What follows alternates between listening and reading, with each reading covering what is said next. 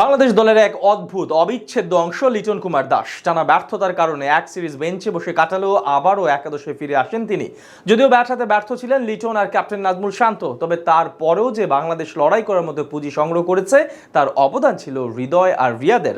লড়াই করার মতো ছুড়ে দেওয়া লক্ষ্য আটকাতে ফিল্ডিং করতে নামে বাংলাদেশ। ম্যাচের বাকিটা থাকছে প্রতিবেদনে। টস জিতে আগে বোলিং করার সিদ্ধান্ত নেয় আমেরিকা। এই ম্যাচে বেশ কিছু পরিবর্তন নিয়ে মাঠে নামে বাংলাদেশ। একাদশ থেকে বসিয়ে দেওয়া হয় তামিমকে। এদিকে আরও একবার একাদশে সুযোগ মেলে লিটন দাসের। শুধু অধিনায়ক বা কোচের কাছ থেকে সুযোগ পেয়েছেন তাই কিন্তু নয়, সুযোগ পেয়েছেন প্রতিপক্ষের কাছেও।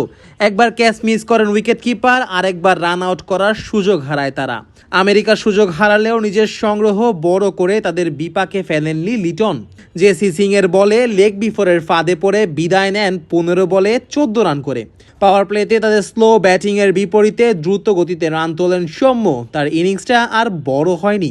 লিটনের পরের ওভারে বিদায় নেন 13 বলে 20 রান করে। বিপাকে পড়া দলের ইনিংস মেরামত করার দায়িত্ব ছিল অধিনায়কের, তবে সেটা না করে তিনি খেলতে শুরু করেন কচ্ছপ গতিতে।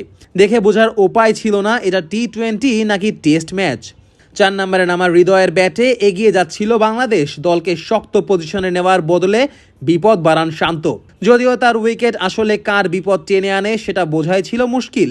11 বলে করেন মাত্র 3 রান। সাকিবের ব্যাটিং ব্যর্থতা চলমান ছিল এই দিনেও, যদিও দুর্ভাগ্য হয়ে আসে রান আউট। তবে বিদায়ের পর ম্যাচের সেরা জুটি করেন রিয়াদ ও হৃদয়।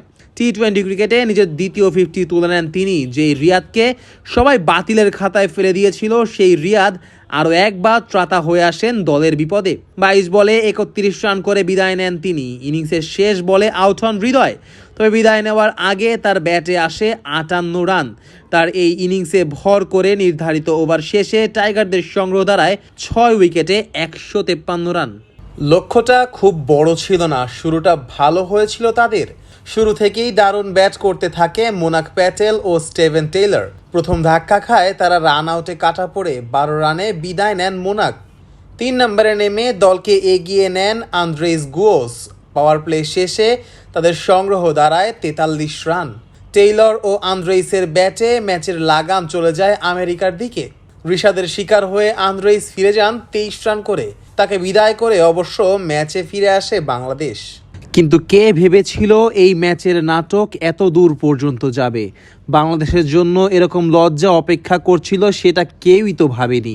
না ভাবলেও সেটাই করেছে আমেরিকা। 5 উইকেট পড়ার পর দারুণ এক জুটি গড়েন কোরি অ্যান্ডারসন ও হারমিত সিং। তাদের অবিচ্ছিন্ন জুটিতে 5 উইকেটের জয় নিয়ে মাঠ ছাড়ে স্বাগতিকরা। এই জয়ে সিরিজে 1-0 ব্যবধানে এগিয়ে গেছে আমেরিকা।